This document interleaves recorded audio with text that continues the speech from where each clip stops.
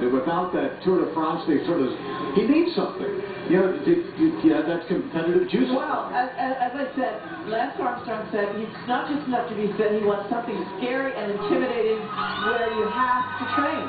And I want to have to train for something. And it's the marathon you have to train for. Hey, you know what? Since his first marathon where he weighed in at 180 pounds for New York when he ran his 2:59, he's now down to about 165. So if he actually... Not a lot of fat in that boy. Yeah, so if he actually runs New York in the 2:30s like he says he wants to run, he's going to be losing even more weight. It's amazing.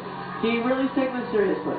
He actually looks like he's very easy here, Tony. It just goes to show that, you know, cycling is it's not a non-weight-bearing sport. I mean, you're sitting on the cycle and you have to pound like a son of a gun, but it doesn't tear you up in the same way that running does. I don't know, Tony. You can say that. He said it, but you know, I don't think he hasn't done the Pyrenees. You know? I was sitting with Mary Wittenberg, the president of the New York Roadrunners, and she got a text message after that first New York City Marathon. Yeah. And he barely got back to his hotel room and says, "Mary, that was the hardest thing I've ever done." And you're telling me the marathon is tougher than Tour de France?